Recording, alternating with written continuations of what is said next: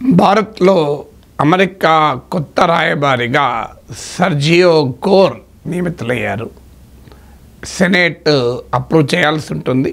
But president Trump మాత్రం సర్జియో గోర్ను ఇండియాకు అంబాసిడర్గా నియమించారు. సాధారణంగా ఒక దేశ రాయబారిని నియమించడం అనేది అంత ప్రాధాన్యతగా ఉండదు, ఈవెన్ అది అమెరికా లాంటి దేశం అయినప్పటికీ కూడా. ఎందుకంటే నార్మల్ డిప్లొమాటిక్ రెస్పాన్సిబిలిటీస్ రోల్స్ నిర్వహిస్తుంటారు. రెండు దేశాల మధ్య ఉన్న సంబంధాలను మరింత బలోపేతం చేస్తుంటారు. కానీ సర్జియో గోర్ నియామకం పెద్ద చర్చనీయాంశమైంది. దీనికి కారణము ఇప్పుడున్న కాంటెక్స్ట్. భారత్ అమెరికా సంబంధాలు ఎన్నడూ లేని స్థాయికి పడిపోయాయి ఇటీవల కాలంలో. ఇది మన ఫారెన్ మినిస్టర్ జయశంకర్ కూడా పేర్కొన్నారు. సో ట్రేడ్ అండ్ టారిఫ్స్ విషయంలో కావచ్చు, రష్యన్ ఆయిల్ పర్చేజెస్లో రష్యాతో ట్రేడ్లో కావచ్చు, అలాగే పాకిస్తాన్ పట్ల అమెరికా వ్యవహరిస్తున్న తీరు, ఇలా వివిధ అంశాలలో భారత్ అమెరికాల మధ్య వివాదాలు పెరిగిన నేపథ్యంలో సర్జియో గోర్ ఇండియాకు అమెరికా రాయబారిగా వస్తున్నారు. దాంతోపాటు సర్జియో గోర్ బ్యాక్గ్రౌండు, ఆయనను నియమించిన తీరు, ఆయనకిచ్చినటువంటి మ్యాండేట్, ఈ మూడు కూడా ఇప్పుడు ఇష్యూస్గా చర్చలోకి వస్తున్నాయి. మొదటిది సర్జియో గోర్ ఎవరు? ఇతను 38 ఇయర్స్, కేవలం 38 ఏళ్ళు, ట్రంప్ అడ్మినిస్ట్రేషన్లో one of the youngest. White House personnel చీఫ్గా పనిచేశాడు. వైట్ హౌస్లో కీలక అధికారిగా. ప్రెసిడెంట్ ట్రంప్ ప్రెసిడెన్షియల్ రేస్లో ఎంటర్ అయిన తొలి రోజుల్లోనే ట్రంప్కు సన్నిహితుడై డొనాల్డ్ ట్రంప్ పొలిటికల్ యాక్షన్ కమిటీని మేనేజ్ చేసి నిర్వహించాడు. ఆ తర్వాత దాంతోపాటు ట్రంప్ ప్రమోషనల్ బుక్స్ను కూడా ఈ వాజ్ పబ్లిషర్. సో అలా ట్రంప్కు చాలా సన్నిహితుడయ్యాడు. ఆ తర్వాత ట్రంప్ ప్రెసిడెంట్గా అయ్యాక వైట్ హౌస్లో కీలక అధికారిగా బాధ్యతలు చేపట్టి ట్రంప్ ప్రభుత్వ నియామకాలు, ఫెడరల్ అపాయింట్మెంట్స్, వీటికి బ్యాక్గ్రౌండ్ చెక్, సెక్యూరిటీ క్లియరెన్స్లు చూసే కీలక బాధ్యతలు చూశారు. ట్రంప్ నాకు చాలా కాలంగా లాయలిస్టు అని సర్జియో గోర్ను పేర్కొంటూ ఉంటాడు. సో ట్రంప్కు పర్సనల్ లాయలిస్టు ఈరోజు భారత్కు రాయబారిగా వచ్చాడు. కానీ ఆయనకు డిప్లొమసీతో సంబంధం లేదు, ఇంటర్నేషనల్ అఫైర్స్తో సంబంధం లేదు. అందులో ఇండియా, సౌత్ ఏషియాలో ఉండేటువంటి పరిస్థితులతో కూడా ఆయనకు పెద్దగా ఎక్స్పోజర్ లేదు. ఇప్పుడు ఇండియా అమెరికా మధ్య ఉన్న ఏ డిస్ప్యూట్స్ పైన తన అభిప్రాయాలు చెప్పిన ఉదాహరణలు కూడా లేవు. సో అందువల్ల మొదటి ఛాలెంజ్ ఏంటంటే, ఇలా బ్యాక్గ్రౌండ్ మనకు తెలియదు, ఆయన ఒపీనియన్స్ తెలియదు. ట్రంప్కు అత్యంత సన్నిహితుడు, ఇండియాలో రాయబారి. ఇది ఒక రకంగా ఛాలెంజ్, మరో రకంగా ఆపర్చునిటీ. ఛాలెంజ్ ఏంటంటే, అతనితో రిలేషన్స్ సరిగా లేకపోతే, సాధారణంగా ఒక డిప్లొమాట్తో ఒక దేశానికి రిలేషన్ లేకపోతే పెద్ద సమస్య ఉండదు. ఆ డిప్లొమాట్ మార్చి ఇంకో డిప్లొమాట్ పెడతారు. కానీ ఇక్కడ ట్రంప్కు అత్యంత సన్నిహితుడు ఇండియాకు వస్తున్నాడు కనుక, ఏ కారణం చేతైనా సర్జియో గోర్కు భారతదేశం పట్ల వ్యతిరేకత ఏర్పడితే అది ట్రంప్కు సమాచారంగా మారిపోతుంది. ఎందుకంటే ట్రంప్తో డైరెక్ట్గా టెక్స్ట్ మెసేజ్ ఇవ్వగలిగినంత సన్నిహితుడు. వైట్ హౌస్లోకి అపాయింట్మెంట్ లేకుండా, ట్రంప్ ఆఫీస్లోకి అపాయింట్మెంట్ లేకుండా వెళ్ళగలుగుతాడు.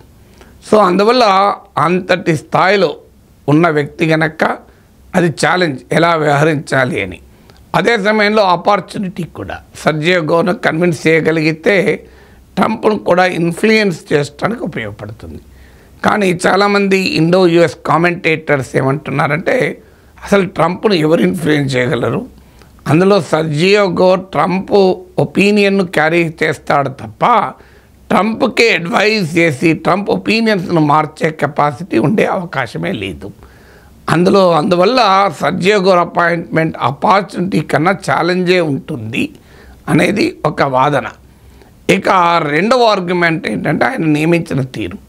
సాధారణంగా డిప్లొమసీలో ఉన్న రూల్ ఏంటంటే, ఒక దేశం మరో దేశంలో రాయబారిని నిర్మించేటప్పుడు ఆ హోస్ట్ గవర్నమెంట్తో కూడా మాట్లాడుతుంది. ఎందుకంటే ఉదాహరణకు మనం ఏదన్నా దేశంలో రాయబారిని నియమించబోతున్నాం అనుకోండి, ఆ ప్రభుత్వానికి ఆమోదయోగ్యం కావాలి. ఎందుకంటే రెండు దేశాల మధ్య సంబంధాలు మెరుగుపరచాలి. వెళ్ళి ఇప్పుడు ఆ దేశంలో మనకు ఇబ్బందులు తేయకూడదు కదా. ఉదాహరణకి ఇండియా కనుక రష్యాలో ఒక రాయబారిని నియమించాలనుకోండి, మనం ఆ రష్యా ప్రభుత్వంతో కూడా సంప్రదించి ఒక ఉభయులకు ఉపయోగపడే రీతిలో అంగీకారమైన వ్యక్తిని డిప్లొమాట్గా పంపుతారు. కానీ సర్జీవ్ గౌర్ నియామకంలో ఈ ప్రిన్సిపల్ ఫాలో కాలేదని మీడియా కథనం. సో మీకు జయశంకర్ని కూడా మీడియా అడిగారు, సర్జీవ్ గౌర్ అపాయింట్మెంట్పై ఏమంటావు అంటే చాలా డిప్లొమాటిక్గా ఆన్సర్ చెప్పారు. నేను కూడా పత్రికల్లో చదివాను, ఒక దేశ రాయబారుల నియామకం పైన ప్రభుత్వము నార్మల్గా పబ్లిక్గా స్పందించదు అన్నాడు. ఆ మాటలో క్రిప్టిక్ మీనింగ్ ఉంది. నేను కూడా పత్రికల్లో చదివాను. అంటే ఫారెన్ మినిస్టర్ కూడా పేపర్లో చూసేదాకా, మీడియాలో చూసేదాకా తన దేశానికి అమెరికా రాయబారి ఎవరో తెలియదు. అంటే అమెరికా ఈ డిప్లొమాటిక్ ప్రాసెస్ను ఫాలో కాలేదు. ట్రంప్ అడ్మినిస్ట్రేషన్ ఏకపక్షంగానే సర్జీవ్ గౌర్ నియామకం చేసింది అని అర్థమవుతుంది. సో ఇండియాతో సంప్రదించి, భారత ప్రభుత్వంతో సంప్రదించినా మనకేం అభ్యంతరం ఉండకపోవచ్చు. కానీ ఎందుకంటే వ్యక్తిగతంగా సర్జీవ్ గౌర్ పైన ఇండియాకి ఏం ప్రత్యేకమైన వ్యతిరేకత ఏమీ లేదు.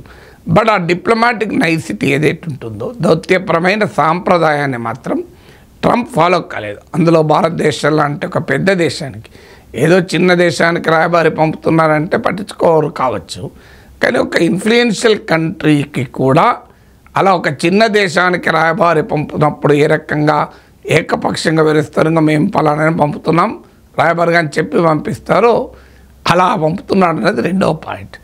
మూడవది, సర్జీవ్ గౌర్ ఇండియాకు రాయబారి మాత్రమే కాదు, ఆయన అమెరికాకు special envoy to south Asia and central Asia, అంటే దక్షిణాసియా, మధ్య ఆసియా దేశాలకు అమెరికా ప్రత్యేక ప్రతినిధి కూడా. సో ఇది భారతదేశానికి ఒక ఛాలెంజ్. ఎందుకంటే మనకే కాదు, ఇండియాతోనే డిప్లొమసీ కాదు, పాకిస్తాన్తోనూ, ఇతర బంగ్లాదేశ్, నేపాల్, ఇలా సౌత్ ఏషియన్, సెంట్రల్ ఏషియన్ కంట్రీస్తో కూడా రిలేషన్స్ ఉంటాయి.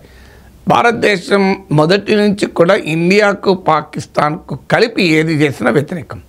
2009లో కూడా special envoy to India and Pak అని ఒక అతన్ని ఒబామా అడ్మినిస్ట్రేషన్ నియమిస్తే ఇండియా అబ్జెక్ట్ చేస్తే అప్పుడు ఆయనను US special envoy to India and Pakistan అని తీసేసి US special representative to Pakistan and Afghanistan అని నియమించారు. ఆఫ్ఘనిస్తాన్ పాక్ సంబంధాల వ్యవహారాలను మాత్రమే చూశారు. అందువల్ల భారత్ను పాకిస్తాన్కు కలిపి ఒక విషయాన్ని మాట్లాడినా, ఒక పర్సన్ అపాయింట్ చేసినా ఎప్పుడూ ఇండియా అంగీకరించదు. ఇది మొదటి నుంచి కూడా దీన్ని హైఫనేటింగ్ ఇండియా అండ్ పాక్ అంటారు. అంటే భారతదేశం పాకిస్తాన్ను సరసన పెట్టి చూడడాన్ని మనం అంగీకరించాం. అందువల్ల 2009లో వ్యతిరేకించాం అప్పటి ప్రభుత్వం. ఇప్పుడు ప్రభుత్వం ఏం చేస్తుందో చూడాలి. సాధారణంగా అప్పుడంటే ఇండియాకు పాక్ ప్రత్యేక ప్రతినిధిగా పెట్టారు. ఇప్పుడు entire south Asian, central Asia. దీనివల్ల అమెరికా రాయబారి ప్రభావము ఇండియాకు ఇతర సౌత్ ఏషియన్ నేషన్స్తో ఉండే సంబంధాలు, అమెరికన్ ఇంట్రెస్ట్లు ఉంటాయి ఇతర దేశాల్లో కూడా, అవి కూడా India relation with other countries ప్రభావం చూపుతాయి. America Bangladesh relations, India Bangladesh relations పైన, America Sri Lanka relations, India Sri Lanka రిలేషన్స్పై కూడా ప్రభావం చూపుతాయి. అందువల్ల ఇది చాలా కాంప్లెక్స్ అపాయింట్మెంట్గా దౌత్య వర్గాలు చూస్తున్నాయి. సో చూడాలి ఏ రకంగా సర్జీవ్ గౌర్ ఇంకా రావాలంటే కొన్ని నెలలు పడుతుంది, సెనేట్ క్లియరెన్స్ అప్రూవల్ రావాలి. But still certainly A complex choice ఇండియాకు. సో మనకేమీ ఆప్షన్ లేదు, అమెరికా రాయబారిని మనం రిజెక్ట్ చేయలేం కదా, అంత పవర్ఫుల్ నేషన్, అందులో ట్రంప్ లాంటి లీడర్. సో కానీ బట్ ఇండియన్ గవర్నమెంట్ చాలా కాషియస్గా నావిగేట్ చేయాల్సి ఉంటుంది.